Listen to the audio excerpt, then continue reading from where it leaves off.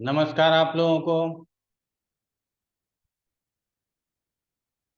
प्रणाम सर। प्रणाम गुरु जी। सर प्रणाम नमस्कार। प्रणाम। प्रणाम गुरुजी प्रणाम। हम्म। नमस्कार गुरु जी। नमस्कार सोनी जी। सर नमस्ते। नमस्ते नमस्ते। क्या हाल चाल है रूबी? हाँ गुरुजी, मतलब रिवीजन ही चल रहा था। तो हम्म। मतलब मैंने देखा कि हम लोग बहुत सारा चीजों को भूल गए थे कि जो पहले आपने पढ़ाया था उस पर हम लोग ध्यान ही नहीं दे रहे थे। हम लोग हम्म। धनाधन बिना सोचे समझे पत्रिका लग रही थी और उस पर प्रिडिक्शन कर रहे थे। लेकिन हम लोगों ने पहले ये भी पढ़ा था कि शत्रु राशि में अगर कोई ग्रह है तो वो अच्छा फल नहीं देगा। लेकिन हम लोग तो जब चार्ट लग रहा था गुरुजी इस पर तो ध्यान नहीं दे रहे थे। हम लोगों ने पहले पढ़ा था ना कि सूर्य का चार शत्रु राशि राशि है, और फिर चंद्रमा का भी शत्रु राशि है, शुक्र का भी शत्रु राशि है। ये सब पर तो हम लोग ध्यान ही नहीं दे रहे थे। बस आत्मकारक और अमात्य कारक देख के प्रिडिक्शन कर रहे थे, जो कि गलत प्रिडिक्शन हो रहा था कि नहीं बोलिए। हम्म। तो अब हम लोगों को मतलब पीछे के रिवीजन से मुझे याद आया कि हम लोगों को ये भी देखना है कि भाई वो जो सूर्य बैठ गया अगर मतलब कि दूसरे शत्रु राशि में, तो हम लोग सूर्य अमात्य कारक आत्मकारक देख के प्रेडिक्शन कर रहे थे, जो कि गलत हो रहा था ना गुरुजी। तो अब हम लोग ऐसे भी ध्यान देंगे उस बात को, तो यही सब अच्छा, देख रहे। आज आज पता चल जाएगा हाँ कि मित्र राशि में, शत्रु राशि में, उच्च राशि में कितना बल होता है। हाँ, ठीक है, आपने बोला था गुरुजी पिछले क्लास में कि राशि तो बल आज सिखाएंगे। पता चल जाएगा। ठीक है ना?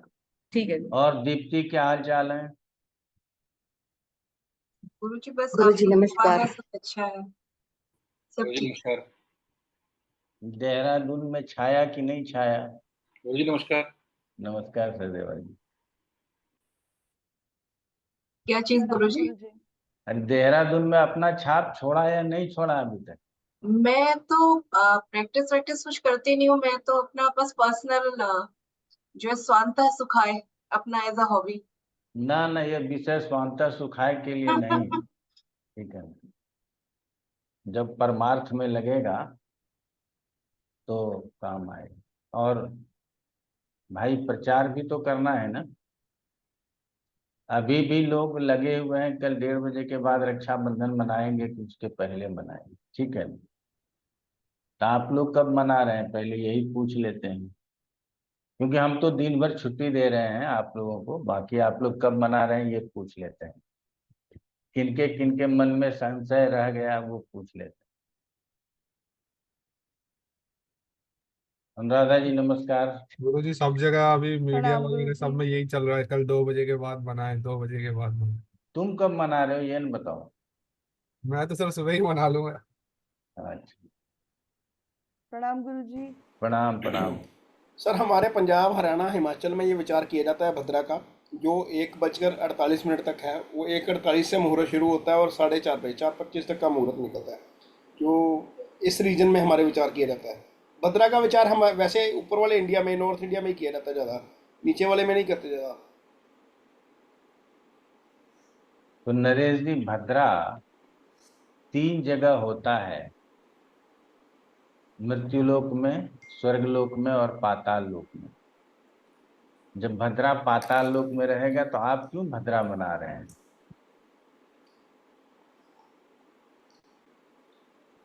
ये कौन समझाएगा? और आप लोग तो मीडिया वाले लोग हैं, बोलिए ऐसा चीज नहीं छापेंगे, नहीं लिखेंगे। तो जब तक आप लोग नहीं कीजिएगा। और मुहूर्त निर्णय जो हम लोगों का है ना, मुहूर्त चिंता बनी, उसमें स्पष्ट श्लोक दिया हुआ है हमको।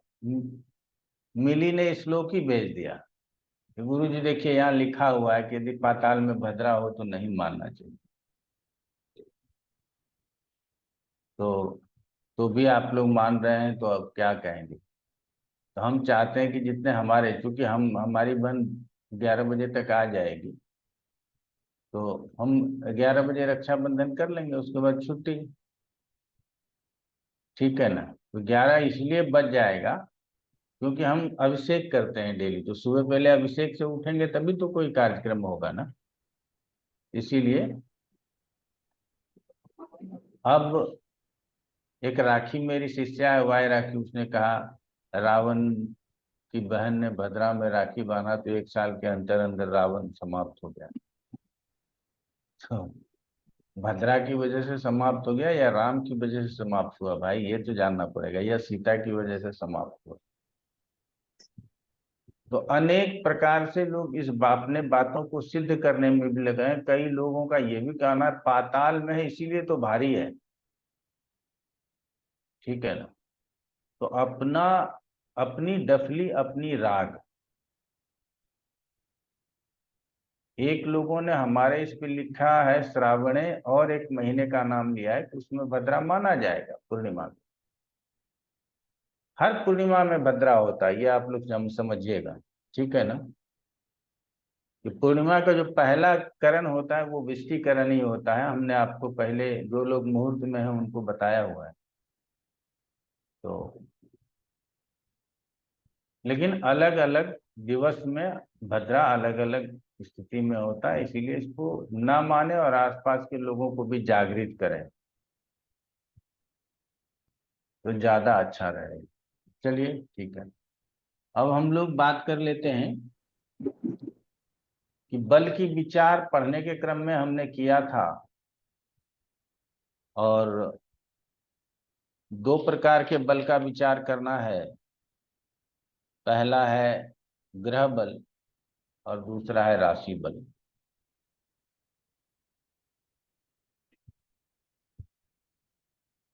तो पराश्री में षडबल से ही ग्रह का बल का विचार हो जाता है, और वहां राशि विचार नहीं किया जाता, ठीक है ना। राशि का बल विचार नहीं किया जाता। वहां भी एक सूत्र अप्लाई करते हैं कि जिस राशि में जिस भाव में जितने अधिक ग्रह होंगे तथा जिस भाव को जितने अधिक ग्रह देख रहे होंगे वो भाव बलवान होगा। ये वहां भी हम बताते हैं, और ये है रियल में नियम जैमिनी का। तो इस तरह से हम लोग बलों को समझेंगे। तो ग्रह बल में 5 प्रकार के बल को लिया गया है। कई जगह पर 3 प्रकार के ही बल को लेकर के छोड़ दिया गया, लेकिन टोटल 5 प्रकार का बल लिया गया है। पहला है मूल त्रिकोण बल, दूसरा है कारक बल, तीसरा है केंद्रीय बल, और चौथा है कर्तरी बल, और 5वां है अधिपति बल।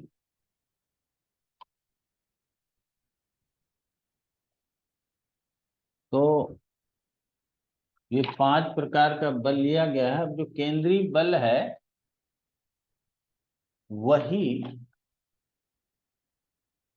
आगे जाकर के राशि बल राशि में कहलाएगा शायद। अभी तक जहां तक पढ़े हैं यही हमको उम्मीद है। तो सबसे पहले बात कर लेते हैं मूल त्रिकोण आदि बल, ठीक है। तो सबसे अच्छी स्थिति उच्च की स्थिति होती है। तो टेबल बना लें, एक तरफ ग्रह की स्थिति लिखें,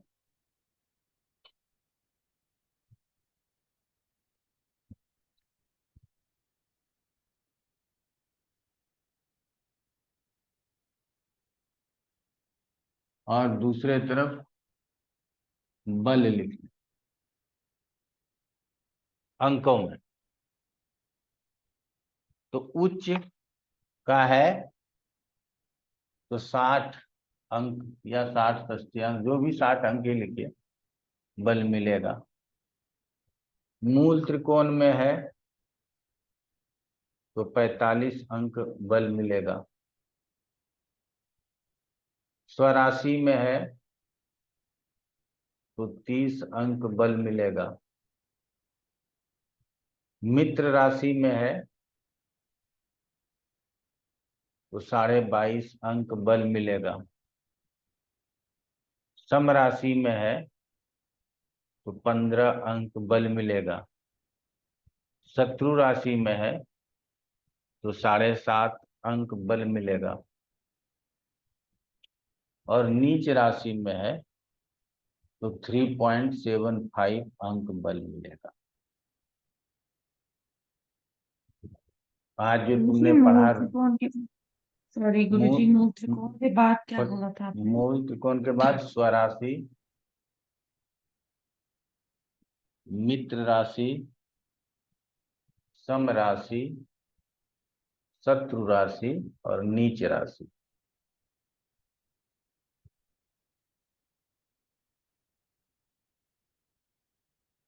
तो जैसे बुध है, आप लोगों को एक छोटा छोटा चीज देते हैं, हमको नहीं पता कि उच्च उच्च अंश क्या है, कहाँ से कहाँ तक। मूल त्रिकोण त्रिकोणांश कहाँ है, कहाँ से कहाँ तक है, नहीं पता। तो हम उसको उच्चतर मानेंगे, उच्चतर हमारे हिसाब से। जैसे कन्या राशि है तो उसको स्वराशि नहीं मान करके उच्च राशि मान लेंगे और 60 अंक दे देंगे, कोई त्रुटि नहीं होगी, ठीक है ना। धनु में स्वराशि भी है, मूल त्रिकोण भी है, तो हम लोग मूल त्रिकोण दे देंगे, स्वराशि नहीं देंगे, ठीक है। हम लोग जो अधिकतम प्राप्त है वो दे देंगे। बाकी अगर आप लोग आगे बढ़ेंगे, डिग्रीज में जाएंगे, तो कहाँ से कौन कितने डिग्री तक है तो वो सब आ जाएगा, वो सब करते रहिएगा। लेकिन हमको सिर्फ समझना और बोलना है, हमको गणितीय जाल में नहीं जाना है, ठीक है। अब आ जाते हैं कारक बल। ये कौन सा कारक है, तो ब्रैकेट में लिख देना चर कारक। हम्म।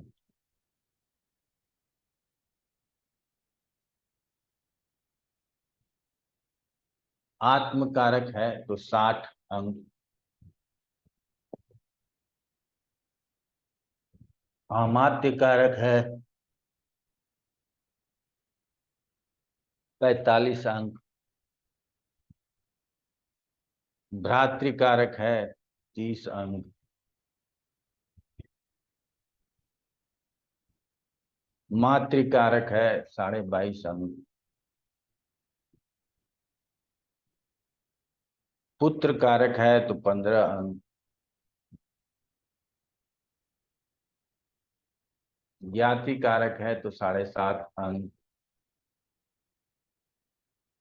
और दारक कारक है तो 3.75 अंक।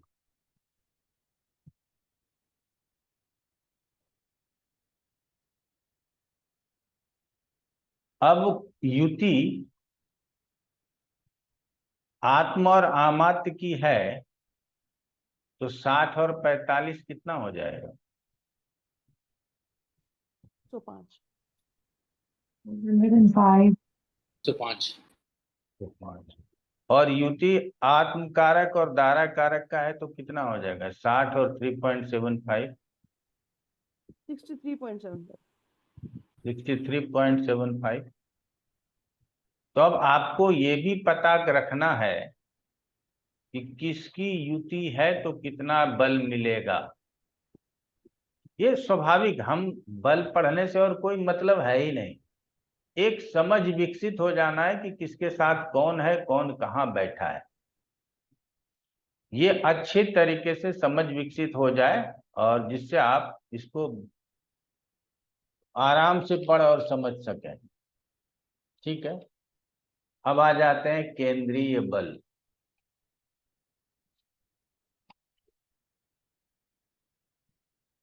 तो केंद्रीय बल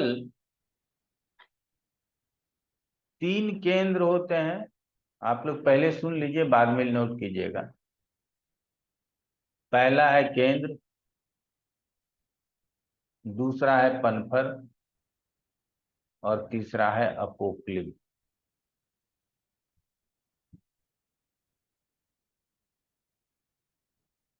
तो कहता है कि आत्म कारक भाव से यदि केंद्र में हो कौन, कोई भी ग्रह, तो उसको 60 अंक मिल जाएंगे। आत्म कारक से कोई भी ग्रह पन्फर में हो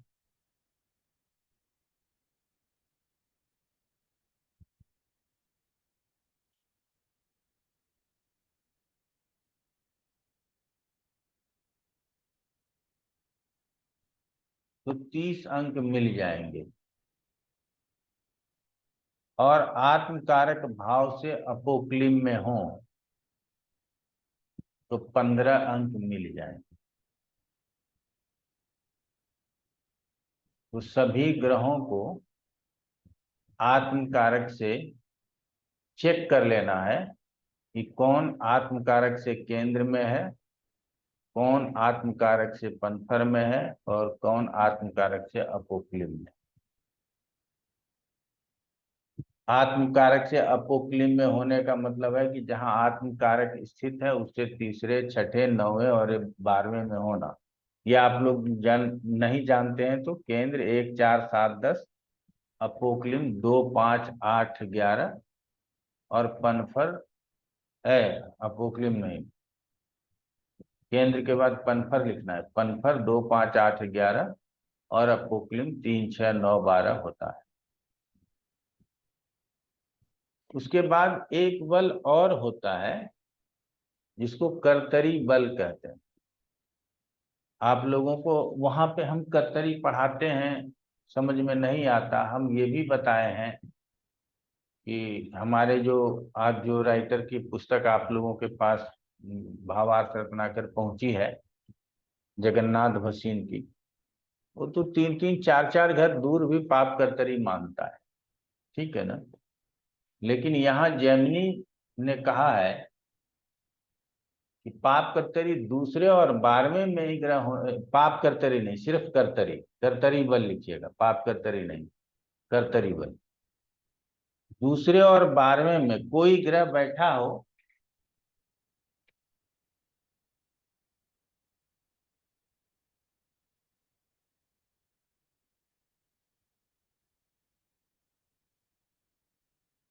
यहाँ कोई ग्रह है, इसका दूसरा ये हो गया, तो यहाँ कोई ग्रह हो जाए, शनि हो जाए, और इसका 12वां ये हो गया, और यहाँ कोई ग्रह हो जाए, गुरु हो जाए, तो ये गुरु और शनि के पाप कर्तरी में है। जैमिनी ये नहीं कहता है कि कर्तरी में कौन है, पाप है या शुभ है। मैं क्षमा चाहूंगा, ये ना तो पाप कर्तरी है ना शुभ कर्तरी है, कर्तरी में है। एक तरफ गुरु है, दूसरे तरफ शनि है। या यहाँ हम शुक्र भी ले सकते हैं, शुभ कर्तरी हो या पाप कर्तरी हो, इससे अंतर नहीं है। लेकिन जैमिनी क्या कहता है, यदि विषम राशि में हो, यदि ग्रह विषम राशि में हो,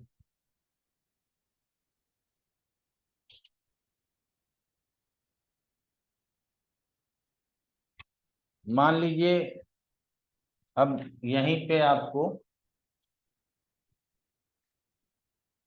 राशि ही लिख देते हैं, 5, 4, 3, 2, 1, 12, 11, 10, 9, 8, 7, 6। तब क्या हो गया कि ग्रह कहाँ है, विषम राशि में, तो इसका ही कर्तरी देखा जाना है। अगर ग्रह सम राशि में है तो उसका कर्तरी नहीं देखना है। यहाँ पे एक अलग से बताया गया कि ग्रह विषम राशि में हो, और विषम राशि हो जाता है 1, 3, 5, 7, 9, 11। तो ये 1 मेष, मिथुन जो भी है आप लोग जानते हैं, इतना भी कमजोर नहीं है आप लोग, ठीक है ना।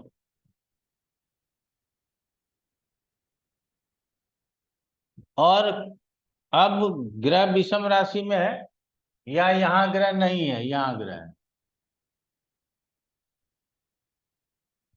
अब कोई भी ग्रह हो, मान लीजिए यहाँ राहु भी हो या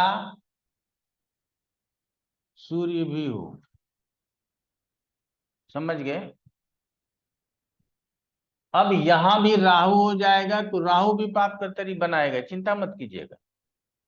सब चीज लेते हैं तो ये भी समझिए, और यहाँ मंगल हो जाए तो ये भी कर्तरी बना रहा है।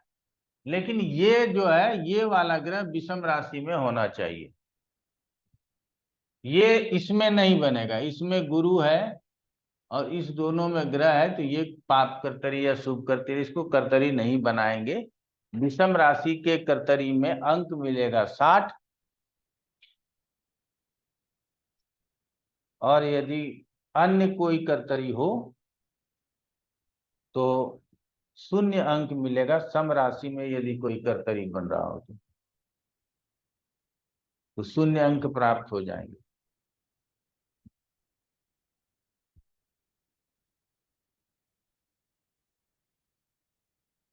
विषम राशि का महत्व जो है पराशरी में तो दिया है कि सम राशि से ज्यादा बलवान विषम राशि कहा जाता है, लेकिन जैमिनी में इसको बहुत अधिक महत्व दे दिया है। ठीक है, इसीलिए आप लोग इसको विषम राशि में ग्रह हो और उसके दोनों ओर ग्रह हो, और दोनों ओर का मतलब 12वां और दूसरा ही हो, ये नहीं कि 11वां और दूसरा है तीसरा नहीं मानेंगे। 12वां एकदम निकटस्थ कर्तरी हो तो हम उसको मान लेंगे। अब आ जाते हैं 5वां अधिपति बल।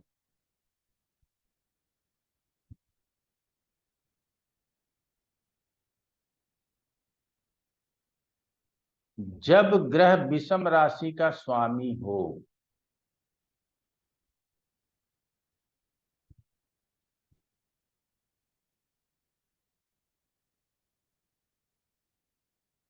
पाप ग्रह से युत या दृष्ट हो,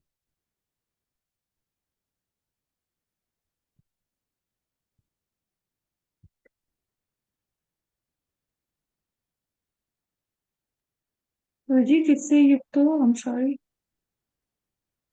आपने कहा ऑड राशि का जो और लॉर्ड हो साइन, विषु। जब ग्रह विषम राशि का स्वामी हो, लॉर्डशिप हो ऑड राशि का, जैसे मेष का, एरीज का जो है सो मार्स हो गया। युक्त किसके साथ हो? पाप ग्रह से युक्त या दृष्ट हो, मेलिफिक प्लैनेट से युक्त के साथ हो, या उसको एस्पेक्ट हो या टुगेदर हो, जो भी आप लोग अंग्रेजी में समझते हैं।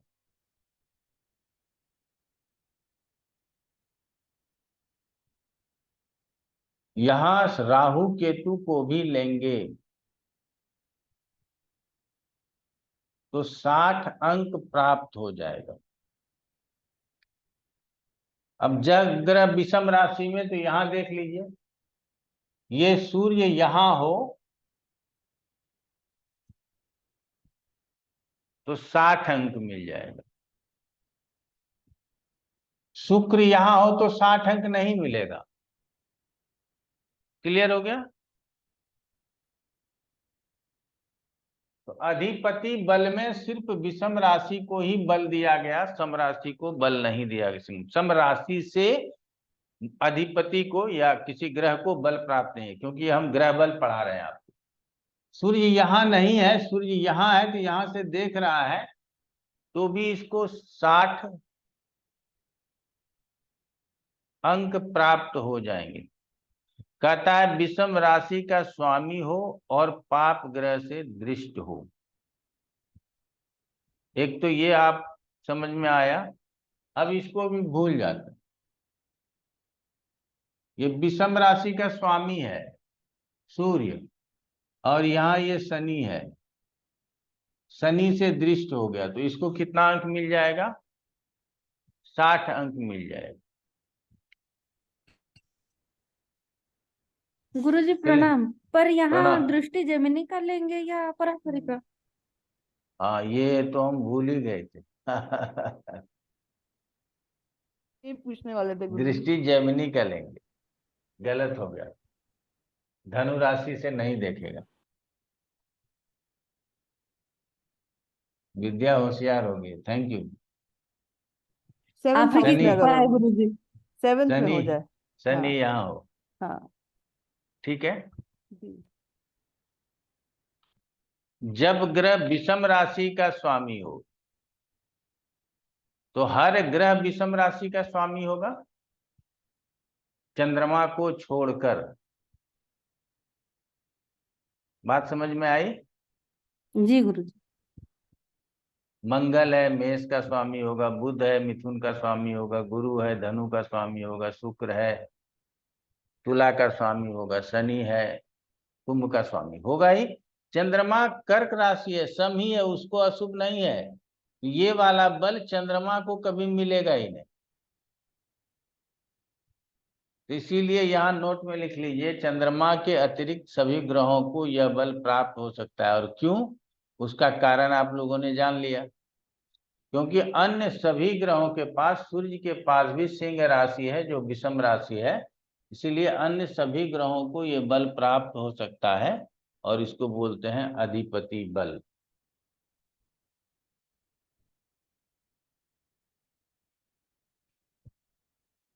तो मैं किसी के पत्रिका का ग्रह बल निकालूं, इससे बेहतर है कि मैं आगे बढ़ जाऊं और राशि बल पढ़ाऊं। ठीक है ना? बल आप लोग आराम से बैठ करके निकालिएगा, निकल जाएगा, नहीं निकलेगा तो कोई बात नहीं, फिर निकाला जाएगा। अब आ जाते हैं राशि बल। ये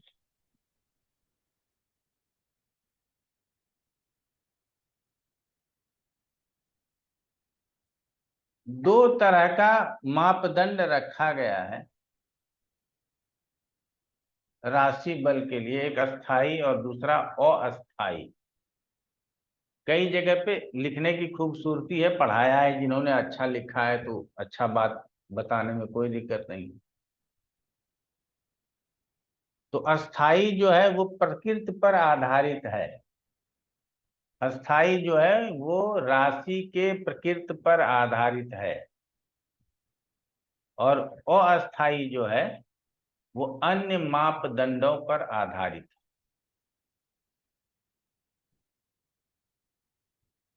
तो पहले अस्थाई लिख लीजिए। तो राशि की प्रकृति क्या क्या होती है रूबी? हाँ गुरुजी, वो मतलब वो राशि की प्रकृति, अ, ये राशि स्थिर राशि, चर राशि और द्विस्वभाव राशि। वाह, बहुत अच्छी हो भाई, याद है बिल्कुल। ठीक, तो ये अस्थाई प्रकृति है इसका, ये बदलता नहीं है। स्थाई तो है। यहाँ पर, जी, यहाँ पर द्विस्वभाव राशि को 60 अंक दे देंगे,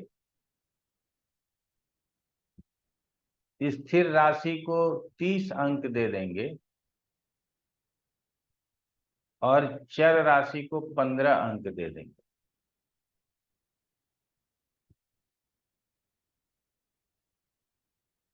क्लियर हो गया? कैसे बोल दिया? द्विस्वभाव राशि को 60 अंक दे देंगे, स्थिर राशि को 30 अंक दे देंगे, और चर राशि को सबसे कम अंक मिलेगा। ये जेमिनी में समझना, इसका मतलब ये नहीं समझ लेना है कि जब चर राशि में मेरी राशि है तो बड़ा कमजोर हो गया, ऐसा नहीं समझ। प्रश्न लग्न में चर राशि में है तो उसका मतलब अलग है। तो इसीलिए यहाँ पे चर राशि को कम अंक दिया गया है, क्योंकि ये चर पे ज्यादा विश्वास नहीं करता। ठीक है ना? इसीलिए चर को जेमिनी ने कम अंक, क्या भरोसा इसका, आज है कल नहीं रहेगा, समझ रहे हैं? तो इसीलिए चर के ऊपर ज्यादा भरोसा नहीं दिखाया। अब अस्थाई में पहला है कारक।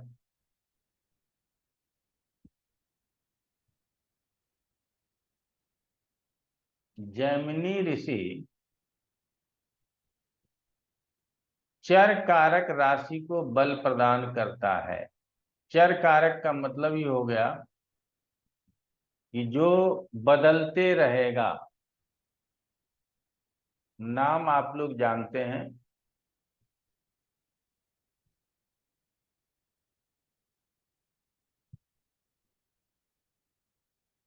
तो चर कारक राशि को बल प्रदान करता है, और जिसमें कोई कारक नहीं हो उसको शून्य बल प्राप्त होता है। जिसमें कोई कारक नहीं हो उसको शून्य बल प्राप्त होता है।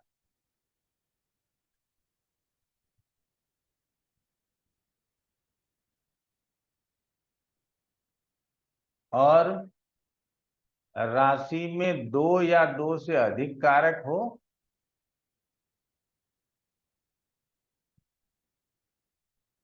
तो उनके बल के अंक का योग करके लिख दिया जाता है।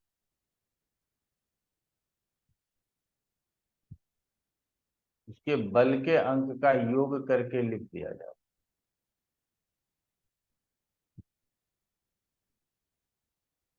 अब एक तरफ चर कारक लिख लो और दूसरे तरफ बल लिख लो और टेबल बना लो।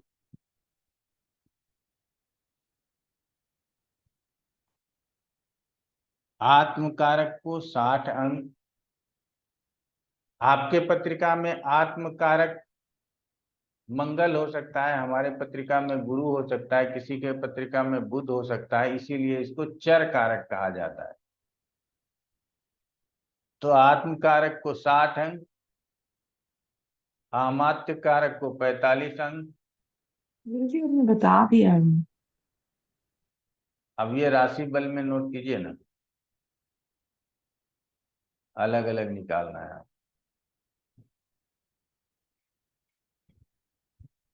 भ्रातृकारक को 30 अंक, मातृकारक को 22.5 अंक, पुत्र कारक को 15 अंक, ज्ञाति कारक को 7.5 अंक और दारा कारक को 3.75 अंक।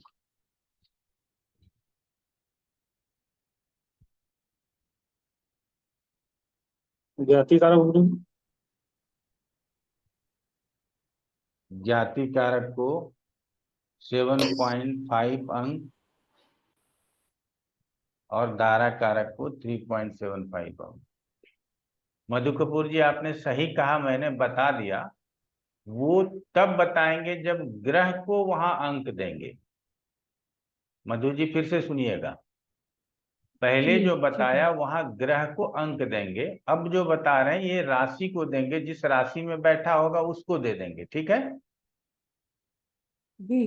तो गुरुजी जैसे आपने बताया था, जैसे अगर किसी के 3 या 4 प्लैनेट हो तो उसको तो काफी अंक मिल जाएगा उस राशि में, हाँ कारक मिलेगा, होंगे जरूर तो। मिलेगा। हाँ, जी आप ये समझ गए ना। पहले मान लीजिए जी कि आत्म कारक आपके पत्रिका में गुरु है, तो गुरु को 60 अंक मिल गया। तो पहले गुरु जी को 60 अंक मिला था, अब वो गुरु कर्क राशि में है, तो अब कर्क राशि को 60 अंक अलग से मिल गया। राशि बल जब देखेंगे तो कर्क राशि को 60 अंक देंगे।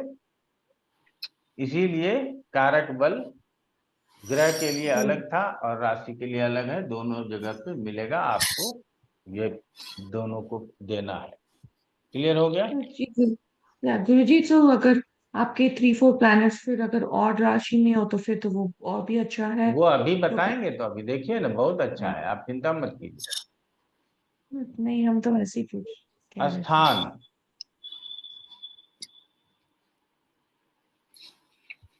एक राशि में अधिक ग्रह हो तो बली कहते हैं,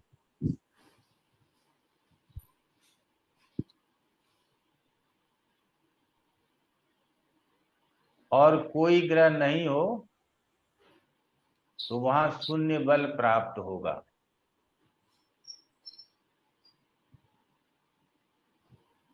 इसको स्थान बल के नाम से जानेंगे। एक राशि में अधिक ग्रह, एक या एक से अधिक ग्रह हो, ऐसा लिख सकते हैं। एक या एक से अधिक ग्रह हो तो बलि कहेंगे। लिखिए, एक ग्रह होने पर 60 अंक प्राप्त होता है।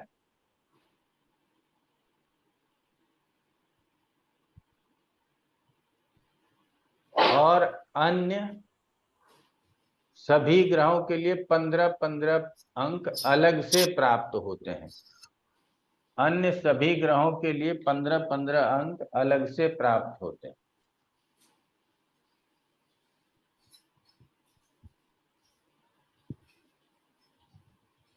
तो एक तरफ एक टेबल बना ली। किसको आपने बोला? I am sorry, I miss that. आपने बोला कि 60 पॉइंट्स, आपने कहा सब प्लैनेट को और 15 वन 6 प्लैनेट, जो फर्स्ट प्लैनेट होगा। हाँ फर्स्ट प्लैनेट कोई भी हो उसको 60, सेकेंड, थर्ड, फोर्थ, 5 सबके लिए लिखा रहे, लिखिए ना। ग्रह पहले लिख लीजिएगा, ग्रह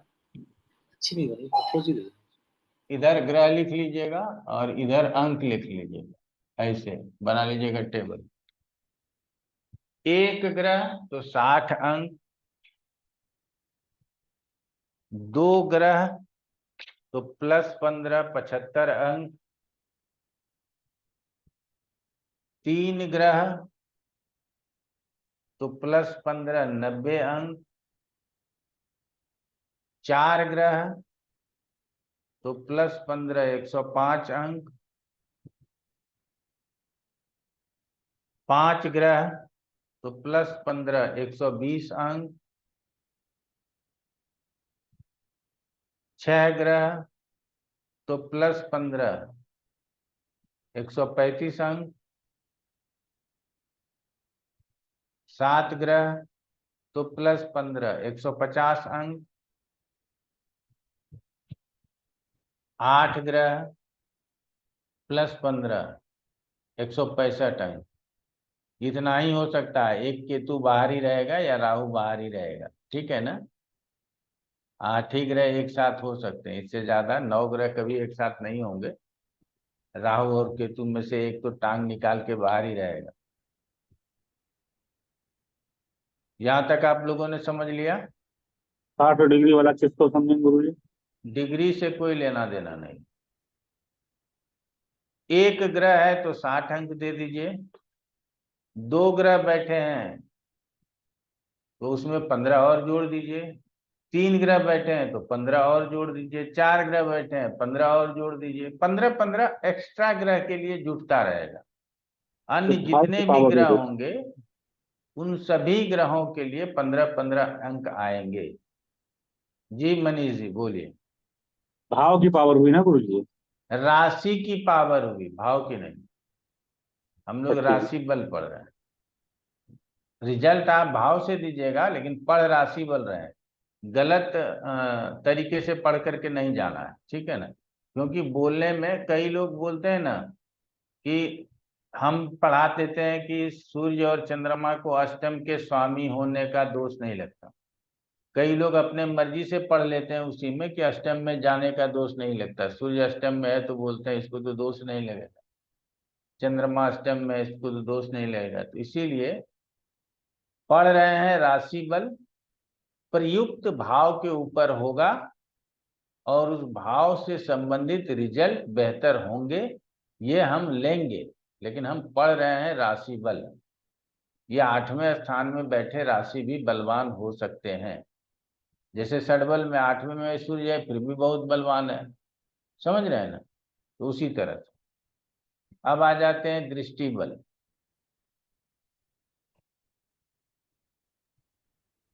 दृष्टि बल। जी हाँ,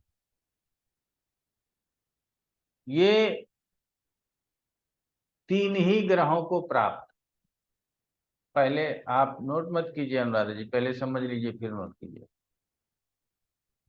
दो फिक्स है और एक फिक्स नहीं है, मूवेबल है। दो फिक्स कौन है? बुध और गुरु। ये जिस राशि में होगा या जिस राशि को देखेगा उसको 60 अंक दे देगा। तो गुरु 3 राशि को देखेगा तो तीनों को 60-60 अंक देगा। एक क्षमा चाहेंगे, यहाँ 3 को नहीं देख पाएगा, ठीक है ना। हाँ, लेकिन देखेगा, जहां तक होगा देखेगा। हो सकता है 3 यहाँ भी देख ले, एक में बैठा हो, एक बगल वाले को छोड़ के अन्य सभी को देख ले, ठीक है ना। तो जहां गुरुजी होगा, 3 को देखेगा ना? हाँ देखेगा। जहां होगा, अभी उदाहरण ले लेंगे, जहां होगा वहां भी 15 अंक क्षमा चाहेंगे 60 अंक दे देगा, और जहां देखेगा वहां भी 60 अंक दे देगा। और बुध भी जहां होगा वहां 60 अंक दे देगा, और जहां देखेगा वहां भी 60 अंक दे देगा। तथा जो ग्रह अपने घर को देख रहा हो, ये चर में आ जाएगा। मंगल भी अपने घर को देख सकता है, सूर्य भी अपने घर को देख सकता है, बुध शनि भी अपने घर को देख सकता है, राहु केतु यहां नहीं आएगा। तो ये ग्रह अगर अपने घर को देखेगा तो उसको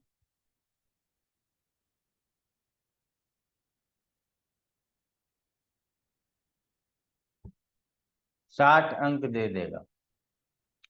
यहां अधिकतम 180 अंक हो सकता है। यहां अधिकतम 180 अंक हो सकता है। कैसे? तो बुध गुरु बैठा है,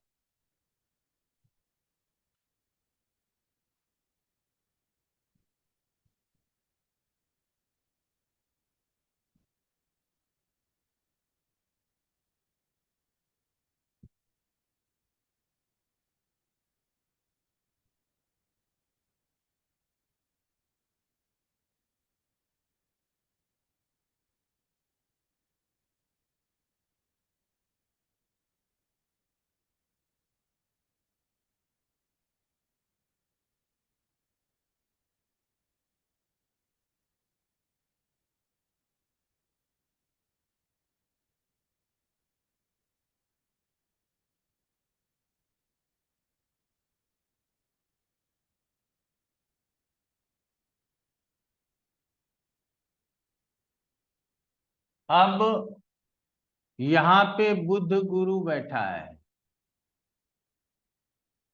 साथ ही रख दिया मैंने, अलग भी रख करके रख सकते हैं, कोई दिक्कत नहीं। ये कहाँ देख रहा है? यहाँ देख रहा है।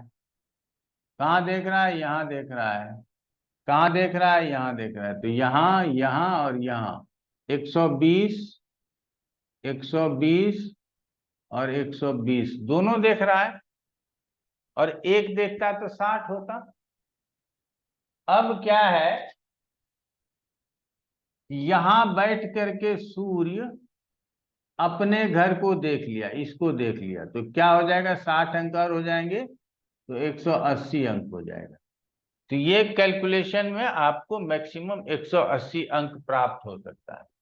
सूर्य यहां बैठ करके नहीं देख रहा है, ये स्थिर राशि में शनि है, चर राशि में शनि यहां बैठ गया और इसको देख लिया, तो इसको 120 पहले से था, बुध गुरु से था, अब 60 और आ जाएगा तो 180 हो जाएगा। और जिसको नहीं देख रहा है, इसको नहीं देख रहा है, इसको नहीं देख रहा है, तो उसको क्या हो जाएगा? 0 अंक प्राप्त हो जाएंगे। तो दृष्टि बल जिसको मिल गया वो बहुत, लेकिन यहाँ दृष्टि बल 2 फिक्स है, और एक मूवेबल ग्रह होगा, कोई भी ग्रह जो अपने घर को देखेगा, ठीक है। वो एक ग्रह नहीं होगा, 2 ग्रह भी अपने घर को देख सकता है, तो हम उसको बल दे देंगे, हमको कोई दिक्कत नहीं। अब आ जाते हैं स्वामी बल,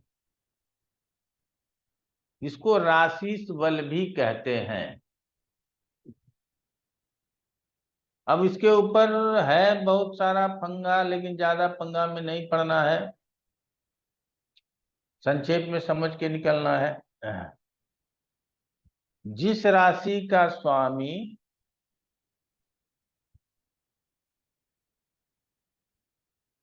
पहले हम लोगों ने पढ़ा है ना, आत्मकारक ग्रह से केंद्र में हो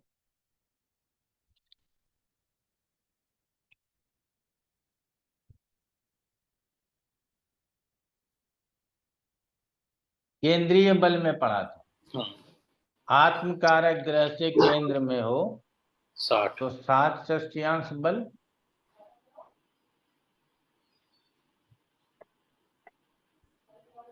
जिस जो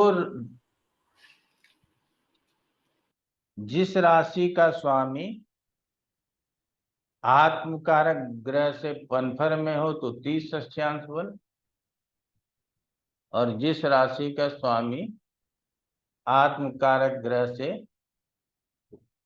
अपोक्लिम में हो तो 15 षष्टियांश बल हम बताएंगे। इसको राशि बल बोलते हैं, इसको भी साथ में जोड़ लेंगे तो राशि बल हमें प्राप्त हो जाएगा। ठीक हो गया। तो ये आप सभी लोग सहजता पूर्वक अपने अपने चार्ट पे लगा लेंगे, और कुछ गलती हो जाए तो गलती नहीं मानेंगे। सॉफ्टवेयर से मिलान करेंगे तो हो सकता है कुछ गलती हो रहा हो, तो उसको गलती नहीं मानेंगे। क्यों? क्योंकि हमने बोला है कि बुध कन्या में है तो उच्च का ही मान लो। समझ रहे हैं ना? बुध धनु में है तो मूल त्रिकोण का ही मानो, स्वराशि का मत मानो। ठीक है ना? तो ऐसे में इस पैरामीटर को देखते हुए आप चेक कर लीजिएगा, तो आपको समझ में आ जाएगा कि हमको क्या प्राप्त हुआ। अब चर्चा होते रहती है, राधा जी ने भी चर्चा किया था, ब्रह्मा विष्णु और महेश का निर्धारण, और ये डिपेंड करता है बल के ऊपर ही।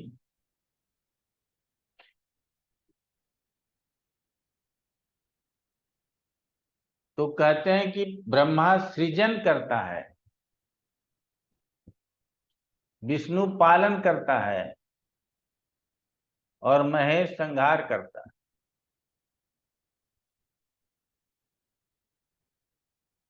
रजोगुनी, तमोगुनी और सतोगुनी है तीनों, लेकिन तीनों में कहा जाता है त्रैगुण संपन्न है, मतलब तीनों त्रैगुण संपन्न है। इसीलिए हर इंसान के अंदर तीनों गुण होता है, किसी एक गुण की अधिकता होती। ठीक है ना? तो किसी एक गुण की अधिकता होगी। ब्रह्मा ज्ञात करने की विधि को हम लोग समझेंगे। आत्मकारक से अष्टमेश यदि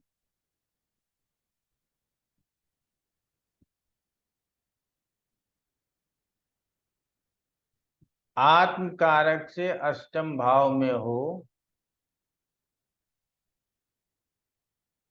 तो वह ग्रह ब्रह्मा है। आत्मकारक से अष्टमेश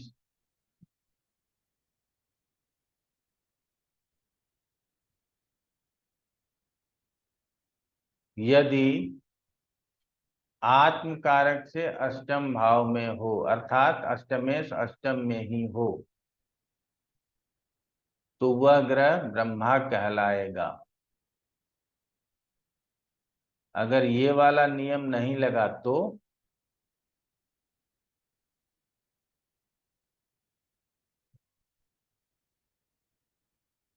जन्म लग्न, दूसरा नियम है जन्म लग्न और सप्तम भाव, अर्थात लग्न और सप्तम भाव के बल की गणना करें। इन दोनों में जो भाव बली हो, अर्थात वहां जो राशि होगा वो बली होगा। ठीक है? तो वो राशि बल से आपको प्राप्त हो जाएगा। तो जो भाव बली हो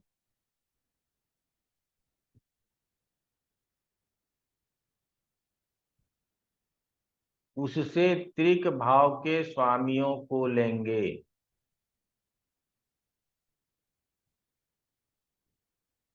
अब त्रिक भाव कौन कौन सा हो गया? उस भाव से त्रिक भाव। थोड़ा सा समझा देते हैं, नहीं तो कहीं कहीं कच्चा पड़ जाएगा।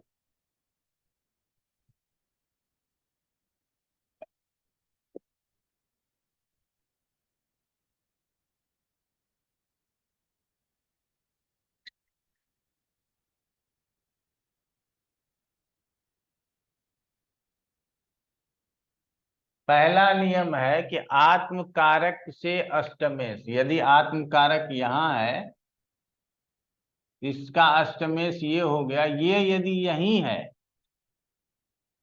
तो वही, अर्थात ये इसका स्वामी यही है तो शनि ही ब्रह्मा हो जाएगा। और अगर ऐसा नहीं होगा तो इस भाव में और इस भाव का में जो बली होगा, अगर हमने मान लिया कि 7वां भाव बली है, तो 7वें का त्रिक 1 2 3 4 5 6 त्रि, 7 8 त्रि, 9 10 11 12 त्रि, ये तीनों भाव त्रिक हुआ। क्लियर हो गया? और यदि लग्न बली है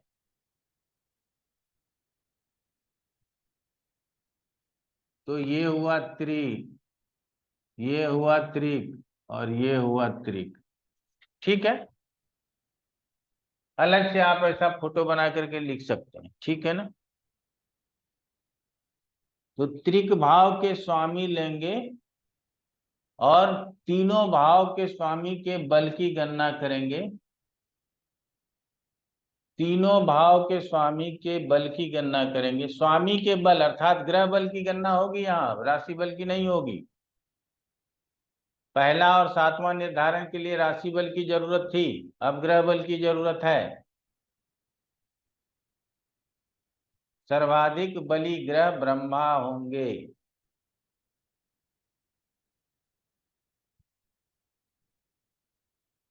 अब इसमें यदि समस्या आती है तो क्या आती है? यदि इसमें शनि सर्वाधिक बली हो, लिखिए, यदि इसमें शनि आ रहा हो और वो सर्वाधिक बली हो, यदि इसमें शनि आ रहा हो और वो सर्वाधिक बली हो, तो शनि को छोड़कर उससे न्यून बली ग्रह को ब्रह्मा चुन लेंगे। तो शनि को छोड़कर उससे कम बली ग्रह को ब्रह्मा मान लेंगे। ब्रह्मा का निर्धारण हो गया आप लोगों को। अब आ जाइए महेश।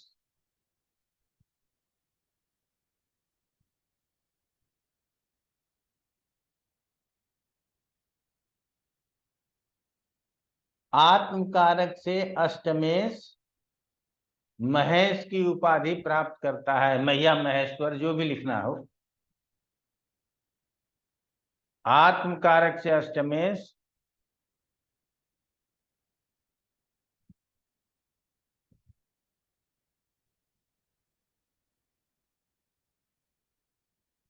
महेश की उपाधि पाता है।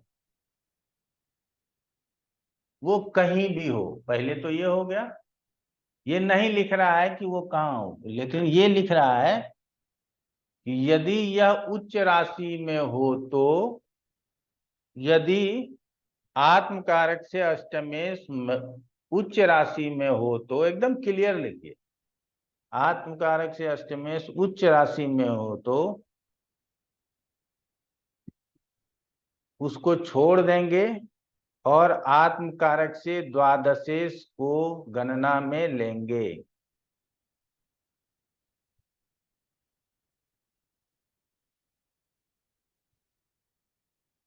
इन दोनों ग्रहों में, अब आत्मकारक से अष्टमेश को भी लिया हुआ है और आत्मकारक से द्वादशेश को भी लिया हुआ है। इन दोनों में जो बली होगा उसको महेश कहेंगे, और इसमें शनि भी आएगा, इसमें शनि को नहीं छोड़ेंगे। तो आत्मकारक से द्वादशेश कभी लेंगे जब आत्मकारक से अष्टमेश उच्च का होगा, तभी दोनों में कंपटीशन कराएंगे कि कौन बलवान है। और कंपटीशन राशि बल में नहीं होगा, द्वादश और अष्टम में नहीं होगा, द्वादशेश और अष्टमेश अर्थात ग्रहों में होगा। क्लियर हो गया? मधु कपूर जी क्लियर हो गया? Thank you. This was simple.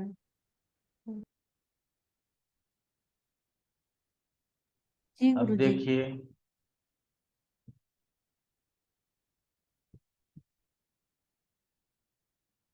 Rudra, Vishnu नहीं है, रुद्र है। ब्रह्मा, महेश्वर और रुद्र।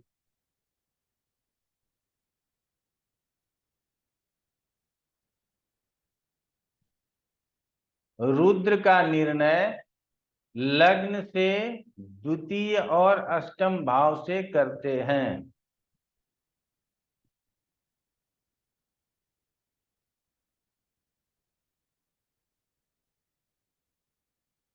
गुरु एक बार फिर से बोल दिए गुरु।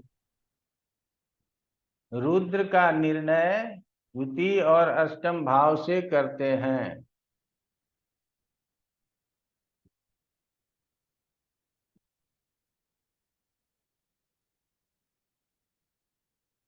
अब आगे लिखा है कि लग्न से द्वितीयेश और अष्टमेश के बल की गणना करने से, लग्न से द्वितीयेश और अष्टमेश के बल की गणना करने से जो बली है वही रुद्र है।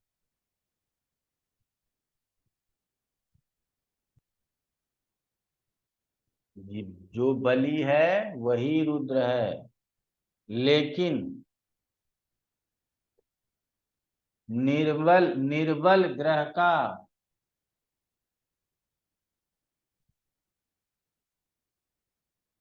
संबंध पाप ग्रह से है, तब वह रुद्र होगा। तब जो निर्बल था ना वही रुद्र हो जाएगा, यदि पापी ग्रह से उसका संबंध हो गया।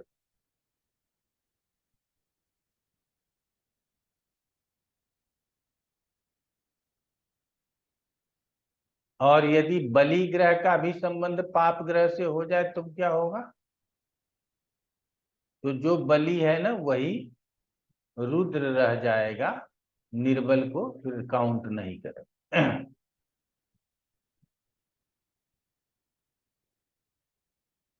तो ग्रह बल और राशि बल अगर आप जान गए तो आप ब्रह्मा, महेश और रुद्र इन तीनों का पता लगा सकते हैं। अब आगे समझेंगे कि इसका क्या महत्व है। कई जगह दशाओं की, बहुत दशाओं की बात है, लेकिन मैं पढ़ाऊंगा नहीं, मैं तो सिर्फ चर दशा को ही पढ़ाऊंगा। तो आप लोगों को ये जरूर बताऊंगा कि इसका प्रयोग क्या करना चाहिए और कैसे करना, ठीक है? तो मधु जी, अगर आपको मन में कोई प्रश्न आ रहा हो तो कर लीजिए। गुरु जी आत्मकारक से जो अष्टमेश एक मिनट महेश मनीष की जी। उपाधि प्राप्त करता है, इसमें विष्णु का नहीं बताया क्या? नहीं नहीं, वो विष्णु निकल गया हमारे मुंह से। ब्रह्मा विष्णु महेश हमेशा बोलते हैं, यहाँ ब्रह्मा, महेश्वर और रुद्र लिखा हुआ। ब्रह्मा, महेश्वर और रुद्र। रुद्र। एक अब क्वेश्चन था हम भूल गए। सर जी हाँ, महेश्वर तो विष्णु हो गए ना, महेश के महेश्वर ईश्वर। रुद्र का ही दूसरा रूप है। महेश, महेश्वर, महाईश्वर। ऋग्वेद में, सामवेद में महादेव बोला गया है, तो और सबसे बड़ा उसी को माना गया है। तो इसीलिए महेश्वर के रूप में हम रुद्र को भी लेते हैं, अर्थात शिव को भी लेते हैं, ठीक है ना। विशेष रूप से जैसे विशेष शिव को ही लिया गया है, वैसे महाईश्वर महेश्वर विष्णु को भी कहा जा सकता है। लेकिन आप अ, अ, कई जगह पर कई तरह का तर्क है, तो हम लोग उसमें न पढ़ते हुए साधारण में याद रखें कि ब्रह्मा, महेश्वर और रुद्र, इसी तीन का प्रयोग करेंगे और आगे बढ़ेंगे। आगे समझने में यदि कुछ, आगे तर्क में यदि कुछ समझ में आएगा तो उससे हम इस बात को ले लेंगे, ठीक है ना। सर ये सॉफ्टवेयर तो ये बल कैलकुलेट करके देता होगा, इसमें कहाँ कौन सी ऑप्शन में जाए? हाँ, यह देता है, सॉफ्टवेयर में लिखा है। हाँ, ऑप्शन सचदेव भाजी हमको पूछेगा तो हम सॉफ्टवेयर से तो कुछ नहीं बता पाएंगे, आप ही लोगों से पूछेंगे, क्योंकि हम तो सॉफ्टवेयर ये ज्यादा बात। ऑपरेट करते ही नहीं। कोई नहीं, देख लेंगे वो सॉफ्टवेयर को, हाँ देख लेंगे। हाँ, यानी उसको सॉफ्टवेयर में गुरुजी देता है, लेकिन हमारा मैच नहीं कर रहा था। वो हम नेक्स्ट टाइम आपसे पूछेंगे फिर। नहीं, चेक कर लेंगे। आप चेक, आप मैच नहीं करे तो चिंता मत कीजिएगा। क्यों? क्योंकि इसमें कई लोग अपनी अपनी पद्धति लेकर के आए हुए, ठीक है ना। जबकि अभी भी बहुत कुछ बाकी है, तब जो बाकी है ईश्वर, बहुत लोग प्रयास करते हैं और हम अपने उम्र के हिसाब से और थकान के हिसाब से जितना प्रयास कर पाते हैं उतना सही है, बाकी ज्यादा नहीं कर पाते हैं तो नहीं कर पाते हैं। क्योंकि कर पाते यदि समय होता, समय है तो पापी पेट के लिए लगाए हुए हैं इसको, ठीक है। तो इसमें क्या किया जाए। अनुराधा जी चली गई लगता है, कोई विशेष काम रहा हो, कोई उनका बात नेट सर खत्म हो गया। नहीं। चलिए, और रूबी बताओ क्या प्रश्न है। अब हमारे तरफ से आज और कुछ नहीं पढ़ाया जाएगा, बस अगर कुछ है तो ठीक है, नहीं तो इसको करके आना है अगले क्लास में। तो अगले क्लास में थोड़ा बहुत चर्चा करें इसके ऊपर। जी हाँ, सॉरी, हमें भी लॉग ऑफ करना पड़ेगा। थैंक हाँ, यू। आप भी जाइए ना, हम भी जाने वाले हैं, अब चिंता मत कीजिए। थैंक यू गुरुजी। अच्छा गुरुजी, विद्या मैं भारती। गुरुजी मेरा एक प्रश्न का उत्तर दीजिए ना। ये जो हाँ बोलो। मतलब कि जब हम लोग महेश को कर रहे थे, वहां से भी आत्मकारक से अष्टमेश को पकड़ रहे थे, रुद्र को भी कर रहे थे, तो वहां से भी गुरुजी अष्टमेश को ही पकड़ रहे थे, और ये रुद्र को भी अष्टमेश से। तो मतलब ये अष्टमेश को पकड़ के ये सारा कुछ निकाला जा रहा है, ये रुद्र महेश, और ये क्या कहते हैं, ये जो जो भी था, क्या नाम है, महेश रुद्र और क्या क्या नाम, ब्रह्मा। ब्रह्मा। हाँ गुरुजी, तो ये अष्टमेश को क्यों पकड़ रहे हैं गुरुजी? अष्टमेश, द्वादशेश और द्वितीयेश, यही पकड़ा जा रहा है। त्रिक, छठा, आठवां और 12वां पकड़ा जा रहा है। इसका मतलब है कि इससे हमारे बुरे समय का ही विचार किया जाएगा, ठीक है ना। अच्छा, अच्छे समय के लिए विचार नहीं किया जाएगा। और मान लीजिए जो भी, मतलब मान लीजिए मेरे चार्ट में बुध जो है वो रुद्र बन गए, तो उससे क्या समझेंगे गुरुजी? आगे समझेंगे, आज अच्छा, इसको छोड़ ठीक, दे, ठीक ठीक है है ना। गुरुजी। हाँ, आज बहुत बहुत ज्यादा पढ़ाई कर लिए। विद्या बताओ। गुरुजी आत्मकारक भी तो मतलब वही ब्रह्मा बन सकता है। हाँ, आत्मकारक भी ब्रह्मा बन सकता है। तो भाई, जीवन देने वाला मृत्यु दे सकता है जी कि जी, नहीं दे सकता? दे सकता है। तो और चलो एक ठीक गुरुजी, है। और हाँ वो स्थाई अस्थाई ग्रह जो बोले थे उसमें चर स्थिर तो है, द्विस्वभाव वो भी तो चर के जैसा ही, और वो तो ज्यादा इधर उधर होता है, तो उसको कैसे 60 नंबर मिल गया? वो पता नहीं, जो नंबर जिसको मिल गया बस वही नंबर मानो, ठीक है ना। जी जी। निरुपमा जी। गुरुजी नमस्कार। गुरुजी, नमस्कार। अगर कोई जैसे बुध और गुरु दोनों एक साथ बैठे हुए हैं, तो वो द्विस्वभाव राशि में माना गुरु अपने को जहाँ बैठा है वहां उसका जो स्वामी जैसे होगा, वहां दो जगह का स्वामी होगा, तो एक तो स्वामी की दृष्टि का पॉइंट मिलेगा, एक उसकी दृष्टि का पॉइंट मिलेगा, तो उसमें बुध का भी ऐड कर देंगे साथ में, तो मतलब किस तरीके से उसको देखेंगे? दो से ज्यादा पॉइंट मिल जाएंगे क्या उसको स्वामी हाँ, का? मिल जाएंगे। हमने कहा 180 पॉइंट तक मिलेगा। और जी। आप राशि बल को और ग्रह बल को मिला करके नहीं देखेंगे ना। ग्रह बल का अलग गणना कर लीजिएगा, राशि बल का अलग गणना कर लीजिएगा, ठीक है ना।